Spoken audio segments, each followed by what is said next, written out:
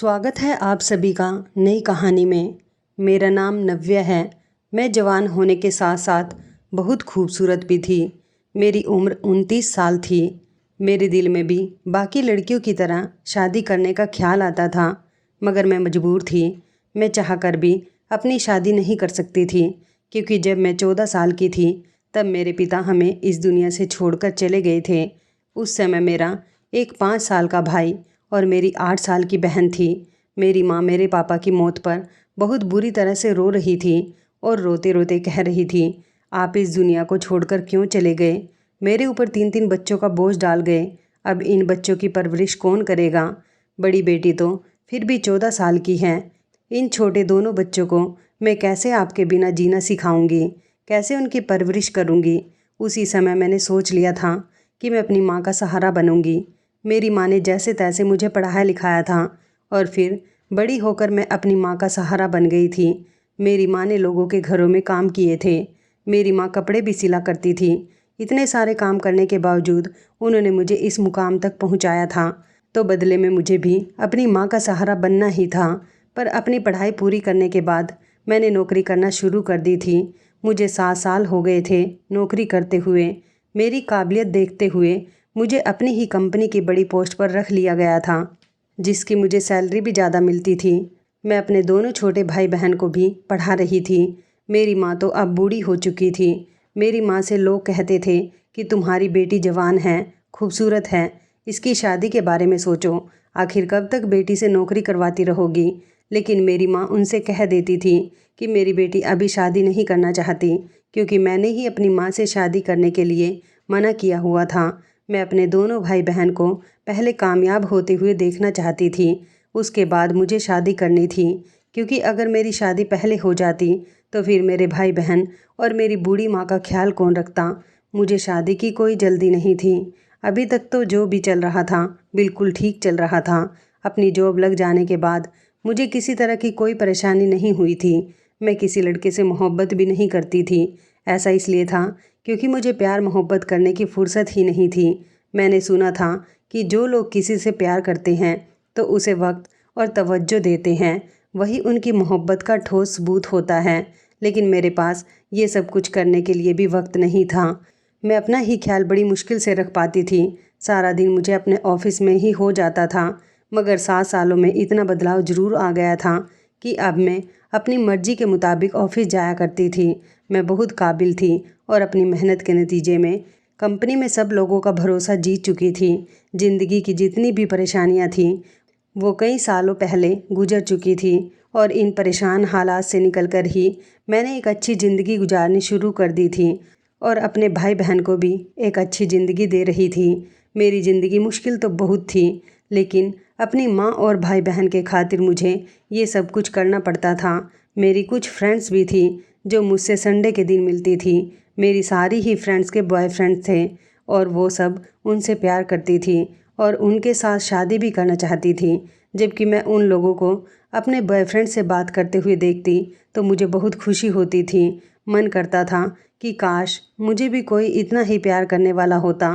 वो मुझे अपने बॉयफ्रेंड की कुछ प्यार भरी बातें भी बताया करती थी। उनको सुन सुन कर भी मैं सोचती थी कि काश मेरी ज़िंदगी में भी ये सब कुछ हो जाए तो मेरी ज़िंदगी भी अपनी फ्रेंड की तरह खूबसूरत बन जाएगी। लेकिन ऐसा तो तभी हो सकता है जब मेरी ज़िंदगी से सारी परेशानियां निकल जाएं। फिर मैंने सोचा था कि मुझे सब्र करना चाहिए और खुद पर काबू करना चाहिए। एक न एक दिन भगवान मेरी भी प्रार्थना जरूर सुनेंगे, मुझे भी कोई अच्छा हमसफ़र मिलेगा। लेकिन फिर मैं खुद से ही सवाल करती थी कि आखिर ऐसा कब होगा? मेरी उम्र अभी 29 साल है। 3-4 साल और गुजर गए तो मेरी शादी की उम्र भी निकल जाएगी। न जाने सब कुछ कब ठीक होगा। मैं बस हमेशा भगवान से यही प्रार्थना करती थी कि सब कुछ जल्दी से ठीक हो जाए, मैं भी अपने हम सफ़र के साथ एक खुशहाल ज़िंदगी गुजार सकूं। लेकिन उससे पहले मेरे घर वालों की ज़िंदगी बेहतर और आसान हो जाए। मेरी मम्मी को हमेशा मेरी शादी की फ़िक्र लगी रहती थी। वो यही कहती थी कि अपने भाई बहन का फ्यूचर सुधारने के चक्कर में तुम अपनी ज़िंदगी की खुशियों को अपने दिल में ही दबाकर बैठी हुई हो। मेरी माँ मुझे समझाया करती थी कि भगवान तुम्हें इसका अच्छा सिला देगा। तुम देखना, तुम्हें एक अच्छा हमसफ़र ज़रूर मिलेगा। तुम जो इतने समय से हम सब लोगों के लिए मेहनत कर रही हो। देखना, जिस लड़के के साथ तुम्हारी शादी होगी वो तुम्हें अपने घर की रानी बनाकर रखेगा। मैं अपनी माँ की ऐसी बातों पर बहुत खुश होती थी और मन ही मन सोचती थी कि काश मेरी माँ की सारी दुआएं सच हो जाएं।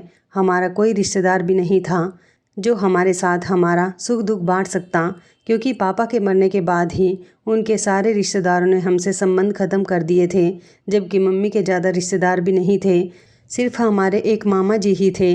वो अपने परिवार के साथ दूसरे देश में रहते थे।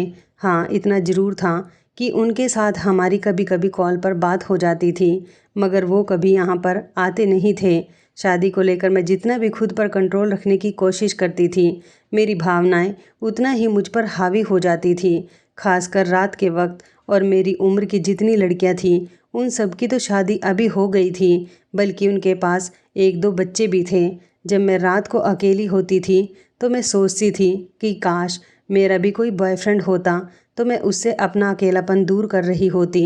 मिल नहीं सकती तो क्या हुआ, फ़ोन पर ही बात कर रही होती। मेरी दो शादीशुदा फ्रेंड्स थी, उनसे तो मैं मिलती भी नहीं थी, क्योंकि वो मुझे अब जब भी मिलती थी अपनी शादीशुदा कहानी सुनाने में लग जाती थी और उनकी कहानी सुनकर मेरा दिल मचलने लगता था। मगर फिर अपने भाई बहन के फ्यूचर के बारे में सोचकर मुझे अपनी फीलिंग्स पर कंट्रोल करना पड़ता था। ऐसा नहीं था कि मैं शादी करने के लिए बेचैन हो रही थी, बस मुझे अपने लिए एक सहारे की ज़रूरत थी, जैसा आजकल के ज़माने में होता है।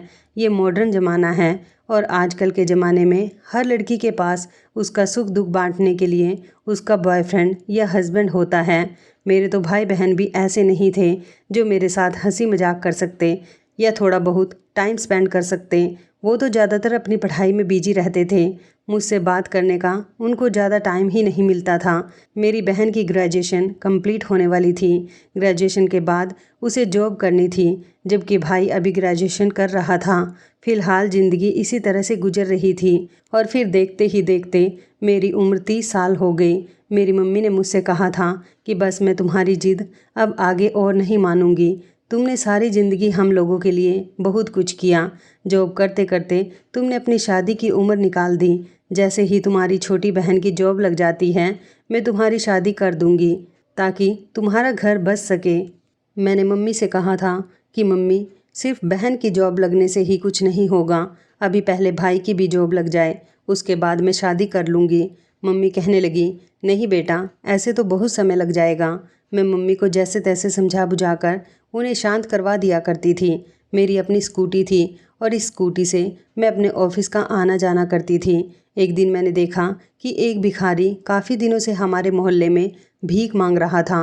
वैसे हमारा मोहल्ला काफ़ी बड़ा था, मगर मैं इसे पिछले एक हफ्ते से रोज़ाना यहाँ पर देख रही थी। एक दिन मैं अपनी स्कूटी रोककर उसे गौर से देखने लगी। न जाने क्यों मेरे कदम उसे देखकर रुक गए थे। वो भिखारी फटे पुराने कपड़े पहना हुआ गंदे से हुलिये में था। मुझे उस पर तरस आ गया। मैंने उसे आवाज़ देकर अपने पास बुला लिया और अपने पर्स से 100 रुपये का नोट निकालकर उसे दे दिया।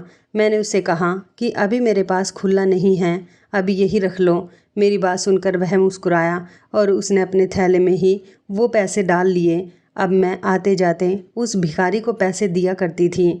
एक बार तो मैंने उसे फुटपाथ पर भी देखा था, वो वहाँ पर भी भीख मांग रहा था। मैं तब भी अपनी स्कूटी पर थी और रास्ते से गुजर रही थी। मैंने तब भी उसे पैसे दे दिए थे।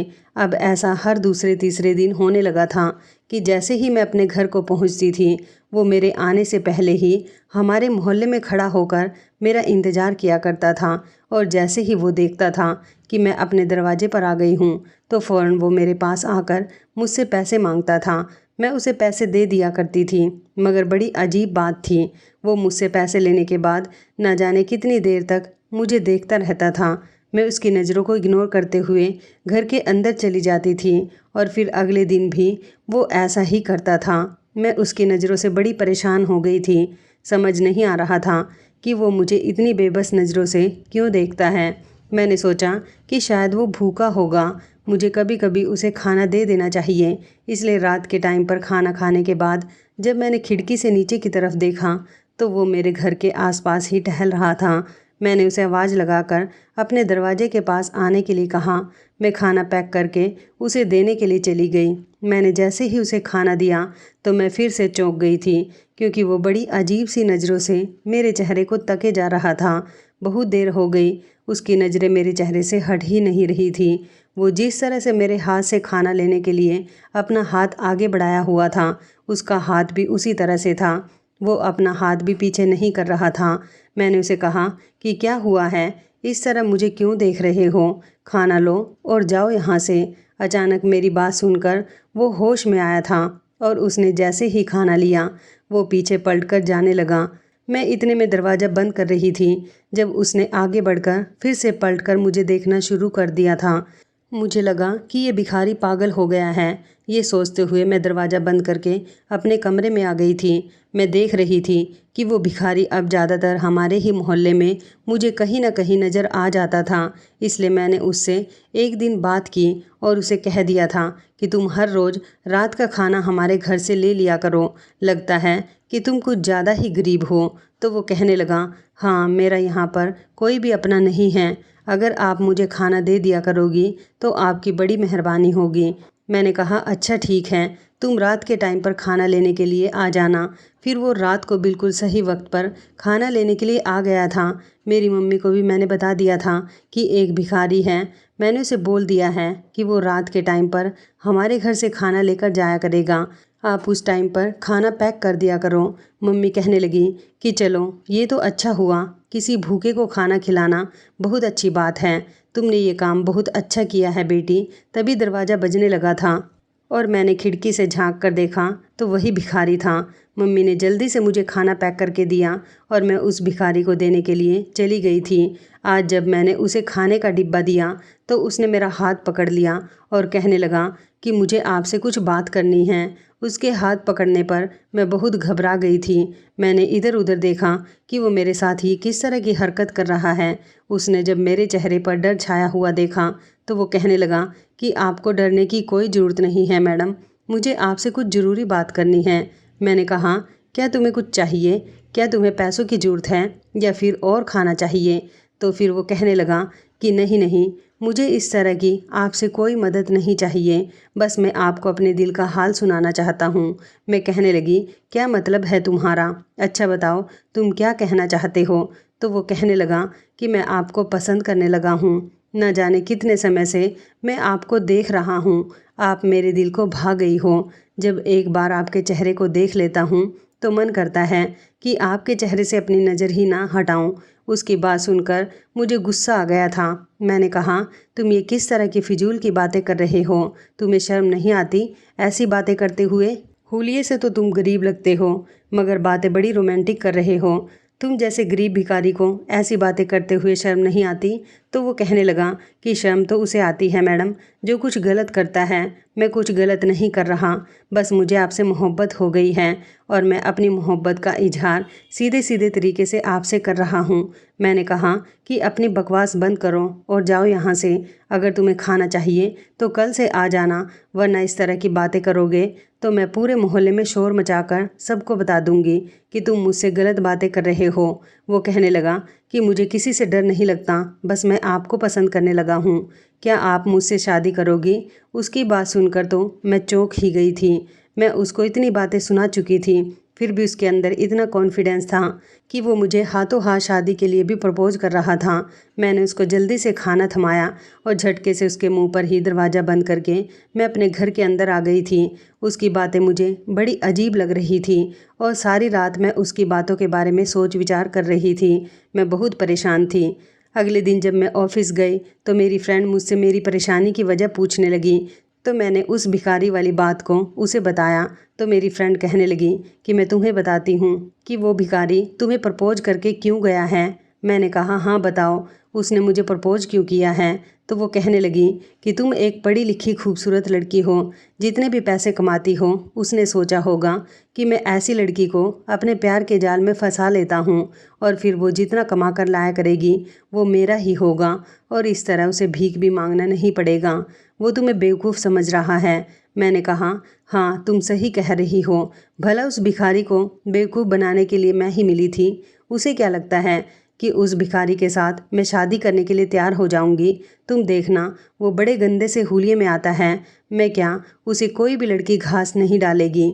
मेरी फ्रेंड कहने लगी, अगर आगे से वो आकर तुमसे यही सब कुछ कहे तो उसको धमकी दे देना कि तुम पुलिस में उसकी रिपोर्ट दर्ज करवा दोगी, फिर वो खुद ही डर जाएगा। मैंने कहा, हाँ तुम बिल्कुल ठीक कह रही हो, मैं ऐसा ही करूँगी।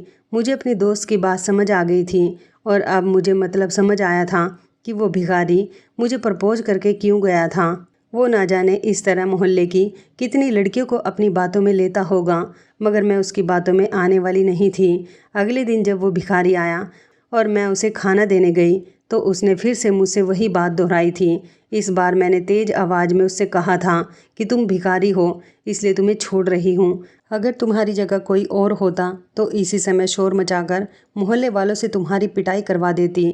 खामोशी से यहाँ से चले जाओ, इससे पहले मैं कोई गलत कदम उठा लूँ। मगर ये देखकर मैं दंग रह गई थी कि वो मेरी बात सुनकर हंसने लगा था। उसने कहा था कि मैं किसी से भी नहीं डरता, मुझे सिर्फ तुमसे मोहब्बत है। तुम मुझे घुमा फिरा कर जवाब मत दो, डायरेक्टली मुझे बता दो कि तुम मुझसे प्यार करती हो या नहीं। मैंने उससे कहा कि तुम बड़ी पहुंची हुई चीज़ हो, मुझे तुम्हारी हकीकत के बारे में सब पता चल गया है। जब मैंने उसे ये बात कही तो अचानक उसके चेहरे के एक्सप्रेशन बदल गए थे और वो कहने लगा कि तुम्हें मेरे बारे में आखिर क्या पता चल गया। मैंने कहा कि मैं सब कुछ जानती हूँ कि तुम कौन हो और तुम्हारे दिमाग में क्या चल रहा है। मेरी इस बात पर फिर से उसने मुझे चौंक कर देखा था। वो कहने लगा कि तुम क्या कहना चाहती हो और क्या जानती हो तुम मेरे बारे में, ज़रा मुझे भी तो बताओ। मैंने कहा कि तुम मुझे बेवकूफ़ बनाने की कोशिश कर रहे हो। तुम्हें यही लगता है कि मैं तुम्हारे प्यार के जाल में फंस जाऊंगी और उसके बाद मैं जितने भी पैसे कमाती हूँ उससे तुम अपनी ज़िंदगी में अय्याशियाँ करोगे। मेरी ये बात सुनकर उसने एक गहरी सांस भरी और कहने लगा, अच्छा तो ये बात है। उसने कहा, तो ठीक है, तुम अपना खाना और अपनी भीख भी अपने पास रखो। अगर तुम यही समझती हो तो मुझे तुमसे तुम्हारी भीख भी नहीं चाहिए। ये कहकर वो दरवाजे से पलट गया था और मैं बड़ी अजीब सी सोच लेकर वहीं पर खड़ी हुई उसे देखती रह गई थी। आज उसने खाना भी नहीं लिया था। मैंने सोचा कि ये तो बड़ा खुददार मर्द है, मेरे इतना कहने पर खाना भी नहीं लेकर गया। फिलहाल मैं खाने का डिब्बा हाथ में लेकर अपने घर में आ गई थी तो मेरी छोटी बहन कहने लगी कि दीदी आप किससे बातें कर रही थी। तो मैंने उसको बताया कि एक भिखारी आया था, उसे खाना देना था। तो वो कहने लगी कि भिखारी खाना क्यों लेकर नहीं गया, आप तो खाना वापस लेकर आ गई हो। मैंने अपनी बहन से कहा कि पता नहीं क्यों नहीं लेकर गया। मैं वो डिब्बा किचन में रखकर अपने कमरे में वापस आ गई थी और सोचने लगी थी कि आखिर ये भिखारी मुझसे क्या चाहता है। फिलहाल मैंने तो इस बात को अपने दिमाग से निकालने की कोशिश की थी। मुझसे जितना हो सकता था मुझे अपने करियर पर ध्यान लगाना था, इन फालतू बातों में नहीं। कई दिन इसी तरह से गुजर गए थे। उस भिखारी से मेरा सामना होता था, मैं उसे आवाज़ लगाकर पैसे देने के लिए बुलाती थी तो वो मेरी भीख लेने आता ही नहीं था और अब खाना लेने आना तो उसने पूरी तरह से बंद कर दिया था। मगर वो मुझे जहाँ भी मिलता था और अगर मुझे देख लेता था तो मुझे बस देखता ही रह जाता था। न जाने उसकी ऐसी हरकत का क्या मतलब था। कई महीने इसी तरह से गुजर गए थे। मैं उसे कभी कभी देखती थी, एक दो बार तो मैंने उसे अपने ऑफिस के आसपास भी देखा था, मगर हर बार वो अकेला होता था। शायद उस बेचारे का इस दुनिया में कोई भी नहीं था, बस वो मुझे एक नज़र देखता रहता था। मुझे उस पर अब तरस आने लगा था। क्या वो सच में मुझसे मोहब्बत करता था? क्योंकि अब काफ़ी लंबा समय हो गया था और अभी तक उसने मुझसे बात करने की कोशिश भी नहीं की थी। मेरे आवाज़ लगाने पर भी वो मुझसे दूर दूर रहता था। भले ही वो मुझे दूर से देखता रहता था, लेकिन अब मेरे करीब आने की उसने हिम्मत नहीं की थी, न मेरी भीख लेने के लिए और ना ही मुझसे बात करने के लिए। एक दिन मैं अपने कमरे में लेटी हुई बड़ी गहरी सोच में डूबी हुई थी और इस भिखारी के बारे में सोच रही थी कि क्या ये सच में मुझसे मोहब्बत करता है। अगर इसे मुझसे मोहब्बत नहीं होती तो ये मुझे ऐसी बेबस निगाहों से नहीं देखता जिस तरह पहले देखा करता था। और अगर ये मुझे बेवकूफ़ बनाने की कोशिश कर रहा था तो फिर ये मेरे एक बार के डांटने पर दोबारा भी तो मेरे पीछे पड़ जाता। इसने तो मुझसे वास्ता ही ख़त्म कर दिया। मगर उसकी आंखों में मुझे अपने लिए मोहब्बत अभी भी दिखाई देती है। फिर मैंने एक फ़ैसला किया था, जो कि मेरे लिए गलत तो ज़रूर था, मगर मैं क्या करती। मुझे उस पर तरस आने लगा था और शायद मैं भी उस पर अपना दिल हार बैठी थी। मेरे लिए ऐसा करना सही तो नहीं था, क्योंकि उसका और मेरा कोई मेल नहीं था। मैं एक पढ़ी लिखी खूबसूरत मिडिल क्लास फैमिली की लड़की थी, जो अच्छा खासा कमा लिया करती थी, जबकि वो क्या था, वो तो एक मामूली सा दिखने वाला फटे पुराने कपड़े पहना हुआ गंदे से हुलिये में गरीब भिखारी था, जो ना जाने कहाँ रहता होगा, कहाँ सोता होगा और ना जाने कितने लोगों के घरों से भीख लेकर वो अपना गुजारा कर रहा है। कई बार तो मेरा दिल कहने लगा कि मुझे उसकी तरफ ध्यान देना बंद कर देना चाहिए, लेकिन फिर जब मैंने देखा कि एक वही इंसान है जो अभी तक मुझे बिना डरे देखता रहता है और अपनी नज़रों का दीवाना कर चुका है, मैंने सोचा कि अगर वो सच में मेरा फ़ायदा नहीं उठाना चाहता तो फिर मैं उससे शादी कर लूँगी और मैं उसे कोई छोटा मोटा बिजनेस भी करवा दूँगी और ख़ुद भी अपनी जॉब नहीं छोड़ूँगी। इसी तरह मेरी ज़िंदगी गुजर जाएगी। मुझे पैसों की कोई भूख नहीं है, मुझे तो सिर्फ मोहब्बत और तवज्जो की भूख है। वो मुझे सारी ज़िंदगी प्यार दे, मेरा ख्याल रखे, बस मेरे लिए यही बहुत है। और अगले ही दिन मैंने उस भिखारी से बात करने का फ़ैसला कर लिया था। मगर अजीब बात ये थी कि पिछले 2-3 दिन से वो मुझे कहीं नज़र नहीं आया था। न जाने वो कहाँ चला गया था। लेकिन फिर एक दिन वो मुझे शॉपिंग मॉल के बाहर नज़र आ गया था, जब मैं अपनी फ्रेंड्स के साथ शॉपिंग करने के लिए गई हुई थी। मैंने इस बारे में अपनी फ्रेंड्स को कुछ भी नहीं बताया था। मैं जानती थी कि वो लोग मेरा मजाक बनाएंगी, क्योंकि उन लोगों के जो बॉयफ्रेंड थे, कोई डॉक्टर था तो कोई इंजीनियर था तो कोई अपने बड़े बाप का बेटा था। लेकिन जब उन्हें ये पता चला कि मैं एक भिखारी के पीछे जा रही हूँ, तो वो लोग मेरा बहुत मजाक उड़ाती। मैं उन लोगों से छुपकर उस भिखारी से मिलने के लिए चली गई थी। जहाँ पर हम लोग थे वो बहुत भीड़ भाड़ वाली जगह थी, इसलिए मैंने उसे पार्क में चलने के लिए कहा था। वो मेरे साथ साथ पार्क में चला गया था। वहाँ जाने के बाद मैंने उससे कहा था कि तुम मुझे इतनी घूर घूर कर क्यों देखते हो। तो वो कहने लगा कि तुम्हारी सोच के हिसाब से मैंने तुम्हारे घर का खाना लेना भी बंद कर दिया, क्योंकि तुम्हें ऐसा लगता है कि मैं तुम्हारा फ़ायदा उठा सकता हूँ। अब मेरी नज़रें तुम्हारे चेहरे पर जाकर टिक जाती हैं, तो इसमें मेरी कोई गलती नहीं है। मैं अपनी नज़रों पर काबू नहीं रख सकता। मैं खुद पर काबू ज़रूर रख सकता हूँ। जब भी तुम मेरे सामने आती हो, मेरी नज़र तुम्हारे चेहरे का दीदार करती रहती हैं। आखिर प्यार करता हूँ मैं तुमसे, क्या करूँ मैं। मैंने उससे कहा कि तुम सच कह रहे हो ना। तो वो कहने लगा कि हाँ, मैं सच कह रहा हूँ। तुम जैसी खूबसूरत लड़की आज तक मैंने कहीं नहीं देखी, और मैंने तुम्हारे ही मोहल्ले वालों से तुम्हारी तारीफ भी सुनी है। जब से मेरे दिल में तुम्हारे लिए और ज़्यादा इज्जत बढ़ गई। तुम्हारे मोहल्ले की एक औरत कह रही थी कि इस बेचारी लड़की ने अपने भाई बहन के फ्यूचर के खातिर अपनी शादी नहीं की। बेचारी जॉब करके अपना और अपने परिवार का अकेले ही पेट पाल रही है। तब मुझे यह एहसास हुआ कि तुम जैसी लड़कियां इस दुनिया में बहुत कम हैं। तुम बहुत अच्छी लड़की हो, जिसने अपने बारे में ना सोचकर अपने परिवार के लिए ढेर सारे सेक्रीफाइस किए। बस तभी से मैं तुम पर अपना दिल हार बैठा था। मैं तुमसे एक वादा करता हूँ, मैं एक भिखारी हूँ, भला मैं तुम्हारा क्या फ़ायदा उठाऊँगा। तुम चाहो तो खाली हाथ भी मेरे पास आ सकती हो। मुझे तुम्हारी नौकरी की भी कोई ज़रूरत नहीं है। भले ही मैं भीख मांगकर सारी ज़िंदगी तुम्हारी ख्वाहिशों को पूरा करूँगा, मगर कभी तुमसे नौकरी नहीं करवाऊँगा। उस भिखारी की बात सुनकर अचानक मेरा दिल भावुक होने लगा था। उसे मेरी इतनी फ़िक्र थी। अब मुझे एहसास हुआ था कि इस ज़िंदगी में कभी मेरी इतनी फ़िक्र मेरी माँ के अलावा किसी और ने नहीं की थी। ये एक ऐसा इंसान था जिसकी तारीफ़ ने मेरे दिल को पिघला दिया था, और अब मैं खुद पर कंट्रोल नहीं कर पाई। मैंने उसे बता दिया था कि मैं भी तुमसे प्यार करने लगी हूँ। इस तरह हम दोनों के बीच प्यार मोहब्बत का सिलसिला शुरू हो गया था। मैंने उससे कहा था कि तुम भिखारी हो, थोड़ा अजीब लगता है, क्या तुम ये काम छोड़कर कोई और काम नहीं कर सकते। वो कहने लगा, मैं बहुत गरीब हूँ, मेरी बहुत बड़ी मजबूरी है। तुम प्रार्थना करो, मेरा एक काम है और मैं अपने उस काम में कामयाब हो जाऊँ। उसके बाद जैसा तुम कहोगी वैसा ही मैं बन जाऊँगा। मैंने कहा, कौन सा काम। तो अचानक वो मेरी बात पर ठिठक गया था और कहने लगा कि तुम ज़्यादा मत सोचो, तुम अपने घर जाओ, मैं रात को तुम्हारे घर खाना लेने के लिए आ जाऊँगा। तुम्हारे घर का खाना बहुत अच्छा होता है। मैंने कहा, अच्छा ठीक है, आ जाना। यह कहकर मैं उसके पास से उठ गई थी और अब मुझे बार बार उसी के ख्याल आने लगे थे।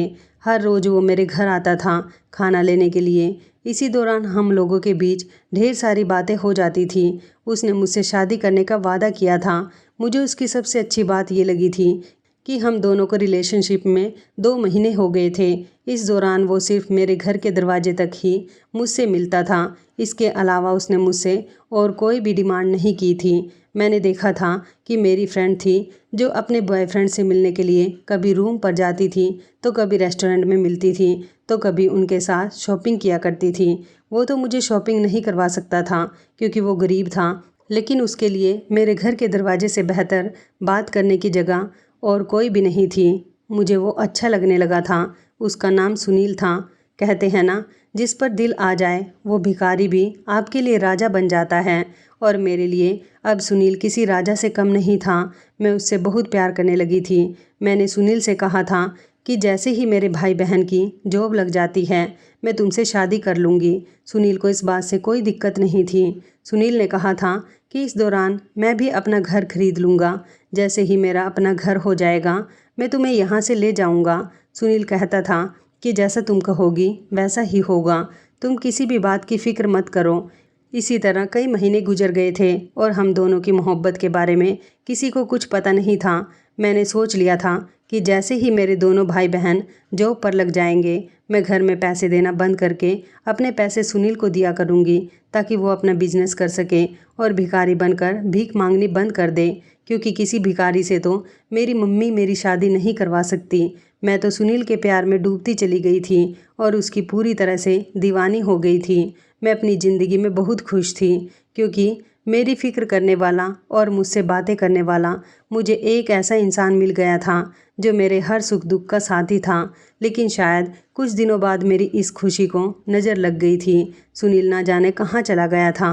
वह एक दिन जब मुझे दिखाई नहीं दिया तो मुझे लगा कि शायद वो अपने किसी रिश्तेदार के यहाँ चला गया है या फिर उसकी तबीयत खराब हो गई होगी।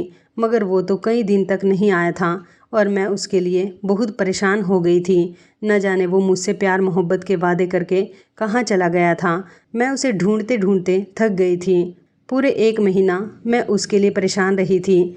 जहाँ जहाँ पर वो मुझे अब तक मिल चुका था मैं उस जगह पर गई थी, लेकिन सुनील तो जैसे इस दुनिया से गायब ही हो गया था। उसका तो नामो निशान भी मुझे नहीं मिल रहा था। मैं उसके लिए बहुत रो रही थी, तड़प रही थी। मुझे नहीं पता था कि वो मुझे इस तरह भी छोड़कर जा सकता है। काफ़ी दिनों तक तो मैं यही सोचती रही कि हो सकता है उसकी कोई इमरजेंसी हो, मगर इमरजेंसी कितने दिनों तक की हो सकती है। उसे तो कुछ ज़्यादा ही समय लग गया था। मेरे पास उसका ना कोई एड्रेस था और ना ही कोई कॉन्टैक्ट नंबर था, ना ही कोई ऐसा इंसान था जिसके थ्रू मैं सुनील की इन्फॉर्मेशन निकाल सकती थी। मैं बहुत परेशान हो गई थी सुनील की वजह से और बस खामोश खामोश ही रहती थी। मुझे नहीं पता था कि वो मुझे बीच रास्ते में इस तरह छोड़कर परेशान कर देगा। मुझे अपनी ज़िंदगी में कुछ भी अच्छा नहीं लग रहा था। इसी दौरान मेरी बहन ने आकर एक खुशखबरी सुनाई थी कि उसकी जॉब लग गई है। इस बात पर मुझे खुश होना चाहिए था, लेकिन न जाने क्यों मेरा मन उदास था। कई महीने इसी तरह से गुजर गए थे।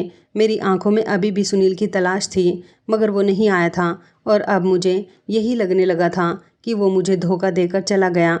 उसने मुझसे प्यार मोहब्बत के दावे किए और अब वो ना जाने कहाँ गायब हो गया। मगर फिर मैं ये भी सोचा करती थी कि उसने मेरे साथ कभी कुछ गलत नहीं किया।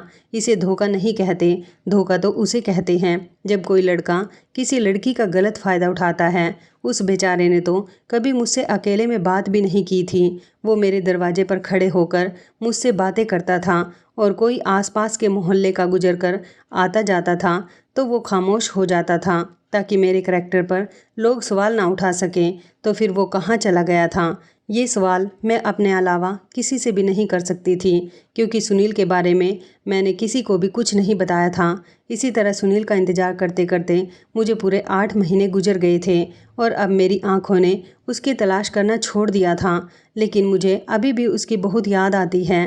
मेरे दिल से उसकी याद निकलती ही नहीं थी। मैं बस अकेले में रोती रहती थी और दिन ब दिन कमज़ोर होती जा रही थी। सब मुझसे मेरे कमज़ोर होने की वजह पूछते थे।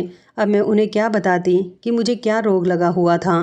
फिर एक नई टेंशन मुझे मेरी मम्मी ने दे दी थी। उन्होंने कहा था कि तुम्हारी बहन की अब जॉब लग गई है, और जैसा कि मैं तुमसे पहले भी कह चुकी थी, मैं तुम्हारी बहन की जॉब लगने के बाद तुम्हारी शादी करवा दूंगी। इसलिए मैंने 2-3 लोगों से तुम्हारे रिश्ते के बारे में कह दिया है। मैं मम्मी की बात सुनकर चौंक गई थी और मैंने उनसे मना किया था कि अभी मैं शादी नहीं करना चाहती। मैंने तो आपसे कहा था कि जब भाई की भी जॉब लग जाएगी उसके बाद मैं खुद शादी कर लूँगी। मम्मी कहने लगी, ऐसा नहीं होगा, तुम्हारी उम्र निकल जाएगी, फिर तुम्हारे रिश्ते भी आना बंद हो जाएंगे। मैंने मम्मी से कहा कि कोई बात नहीं, मैं सारी ज़िंदगी कुंवारी ही गुजार लूँगी। मम्मी कहने लगी कि तुम ये किस तरह की बातें कर रही हो बेटा, ऐसा नहीं कहते हैं। क्या तुम सारी ज़िंदगी हम लोगों के नाम पर ही गुजार दोगी? एक दिन मैं इस दुनिया को छोड़कर चली जाऊंगी। तुम्हारे भाई बहन अपने अपने कामों में बिजी हो जाएंगे और फिर उनकी भी शादियां हो जाएंगी, और तुम्हारा क्या होगा? जिसे सबकी फिक्र है वो फिर भी खाली हाथ रह जाएगी। नहीं, मैं ऐसा नहीं होने दूंगी। मेरी मम्मी ने अपनी ज़ोर ज़बरदस्ती के साथ मेरा रिश्ता तय करने का फ़ैसला कर लिया था, मगर मेरा दिल अंदर से शादी करने के लिए बिल्कुल भी तैयार नहीं था। अब मैं अपनी मम्मी को क्या बताती कि मैं आज भी सुनील का इंतज़ार करती हूँ। एक दिन मम्मी बहुत खुश थी और कहने लगी कि संडे को तुम अच्छे से तैयार हो जाना, अपनी फ्रेंड्स के साथ कहीं मत जाना, तुम्हें लड़के वाले देखने के लिए आ रहे हैं। मम्मी की बात सुनकर मैंने उनसे अभी भी मना किया था कि मैं अभी शादी नहीं करना चाहती हूँ। आप मेरी बात मानती क्यों नहीं हो? मम्मी ने कहा था कि तुम बिल्कुल खामोश रहो, जैसा मैं कहती हूँ वैसा ही करो। अगर तुमने ज़्यादा बोलने की कोशिश की तो अच्छा नहीं होगा। अब मैं तुम्हारी एक भी नहीं सुनूंगी। और फिर मजबूरन मुझे मम्मी की बातों के आगे हार माननी पड़ गई थी। और फिर संडे भी आ गया था। मेरी मम्मी ने मुझे तैयार होने के लिए कहा था, मगर मैं तैयार नहीं हुई थी। जिस गेटअप में थी मैं वैसे ही गेटअप में लड़के वालों के सामने आ गई थी। मैं बैठी हुई थी जब लड़के की माँ मुझसे तरह तरह के सवाल कर रही थी। इस समय मेरी नज़रें झुकी हुई थी और मेरे दिल में बार बार सुनील का ख्याल था। आज मुझे सुनील की शिद्दत से याद आ रही थी। लड़के की माँ मुझसे जो भी सवाल करती थी मैं उसका गर्दन हिलाकर हाँ या ना में जवाब दे दिया करती थी। मेरे मुंह से कोई शब्द नहीं निकल पा रहा था। मन कर रहा था कि मैं फूट फूट कर रोऊं। और उस दिन मैं सोच रही थी कि मुझे सुनील से मोहब्बत ही नहीं करनी चाहिए थी। मुझे वैसे भी बहुत शौक़ था ना मोहब्बत करने का, किसी लड़के को अपना बॉयफ्रेंड बनाने का। अब मुझे पता चल गया था कि मोहब्बत करना कोई आसान काम नहीं है। इसमें खुशियाँ मिलने के साथ साथ आंखों में आंसू भी मिलते हैं। मेरी आंखों से जैसे ही आंसू गिरने वाले होते थे मैं उन्हें पोंछ लेती थी ताकि किसी को शक ना हो कि मैं रो रही हूँ। अभी कुछ ही देर गुजरी थी कि अचानक घर के दरवाजे से कोई हमारे घर के अंदर दाखिल हुआ था। ये इंसान कौन था? वो अंदर आया और उसने सबके सामने खड़े होकर मुझे आवाज़ लगाई, नव्या। मैंने झटके से उसकी तरफ बड़ी गौर से देखा था। ये आवाज़ तो मुझे कुछ जानी पहचानी सी लग रही थी, मगर ये इंसान कौन था मैं इसे पहचान नहीं सकी थी। उसने दोबारा से कहा कि नव्या, ये सब क्या है? सब लोग उसे फटी फटी नज़रों से देखने लगे थे कि ये कौन है और अचानक घर में घुसकर इस तरह की बातें क्यों कर रहा है, मेरा नाम अपनी ज़ुबान पर बार बार क्यों ले रहा है। उस समय मेरा भाई भी घर पर मौजूद था। वो उसके सामने आकर खड़ा हो गया और कहने लगा कि तुम कौन हो और घर के अंदर क्यों घुसे चले आ रहे हो। वो कहने लगा कि मैं तुम्हारी बहन से प्यार करता हूँ, मैं इसे किसी और का होते हुए नहीं देख सकता। इन लोगों को यहाँ से भेज दो। लड़के की माँ अचानक एक झटके से उठी और मेरी तरफ देखकर कहने लगी, क्या ये तुम्हारा आशिक है? मेरी मम्मी कहने लगी कि नहीं नहीं बहन, आपको गलतफहमी हो रही है, हम नहीं जानते कि ये लड़का कौन है। तभी वो लड़का फिर से कहने लगा कि जी आप यहाँ से जाइए, मुझे इन लोगों से कुछ ज़रूरी बात करनी है। उस औरत ने अपने चेहरे पर गुस्सा लाते हुए मेरी मम्मी की तरफ देखकर कहा, क्या तुमने हमें यहाँ पर बेइज्जती करने के लिए बुलाया है? तुम्हारी बेटी का तो पहले से ही आशिक है, हमें बुलाकर आखिर तुम क्या साबित करना चाहती थी? मेरी मम्मी उन्हें रोकने की कोशिश करने लगी, मगर वो अपने बेटे को लेकर हमारे घर से निकल गई थी। उन लोगों के जाने के बाद मेरे भाई ने उस लड़के का गिरेबान पकड़ लिया, जबकि मैं भी लगातार उसे देख रही थी और सोच रही थी कि ये इसने क्या कर दिया। मेरे भाई ने उस पर हाथ उठाने की कोशिश की थी। उसने मेरे भाई का हाथ पकड़ लिया और कहने लगा, हाथ मैं भी उठा सकता हूँ। मैं तुम लोगों से तसल्ली से बात करना चाहता हूँ और तुम लोग इतना हंगामा कर रहे हो। उसने मेरी तरफ देखा और वो कहने लगा कि नव्या, समझाओ अपने घर वालों को, मैं सुनील हूँ। अचानक मैं उसकी बात सुनकर चौंक गई थी और फटी फटी नज़रों से उसे देख रही थी। ये सुनील ही था, क्योंकि उसकी आवाज़ बिल्कुल सुनील के जैसी ही थी। मैंने कहा, तुम सुनील हो? लेकिन हाँ, मैं सुनील ही हूँ। ये कहकर मैं उसको ऊपर से नीचे तक देखने लगी तो सुनील कहने लगा, तुम्हें मुझे इस तरह से देखने की ज़रूरत नहीं है। मैं तुम्हें सब बताता हूँ। दरअसल मैं एक पुलिस ऑफिसर हूँ, मैं कोई भिखारी नहीं हूँ। आज तक तुमने मुझे भिखारी के गेटअप में देखा है, इसलिए तुम्हारे लिए मुझे पहचानना बहुत मुश्किल हो रहा है। मैंने सुनील से कहा, धोखेबाज इंसान, तुम तो मुझे छोड़कर चले गए थे। मैं कितने समय से तुम्हारा इंतज़ार कर रही हूँ। तुम पुलिस ऑफिसर हो तो मैं क्या करूँ? तुम अभी भी झूठ बोल रहे हो। आज यहाँ आकर तुम तमाशा क्यों लगा रहे हो?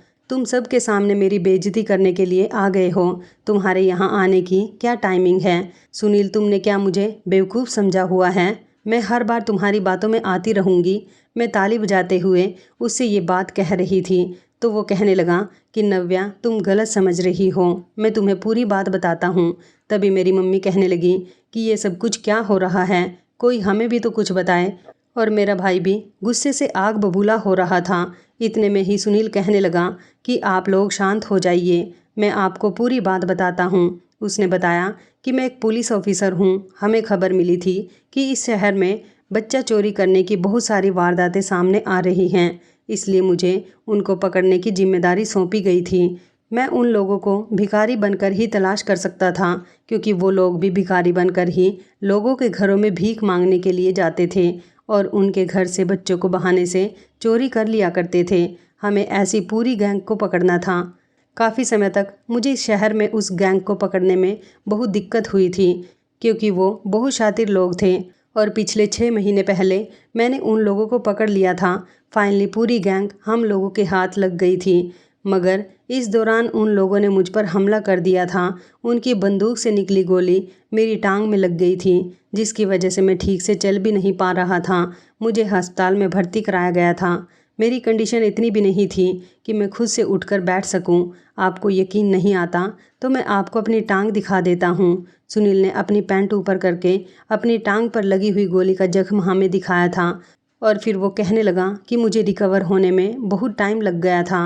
मैं नव्या से किसी तरह से कांटेक्ट करना चाहता था, मगर मेरे पास उसका कोई कांटेक्ट नंबर नहीं था। सुनील ने मेरी तरफ देखकर कहा कि मुझे माफ़ कर देना नव्या, मैं तुम्हें अपने पुलिस ऑफिसर होने के बारे में नहीं बता सका, क्योंकि अगर धोखे से भी किसी को ये खबर लग जाती कि मैं भिखारी नहीं हूँ तो शायद मेरे लिए उस गैंग को पकड़ना बहुत मुश्किल हो जाता। इसलिए मैंने अपनी पहचान सबसे छुपाई थी और तुमसे मैंने काफ़ी सारे झूठ भी बोले थे, मगर ये सच है कि मैं तुमसे प्यार करता हूँ।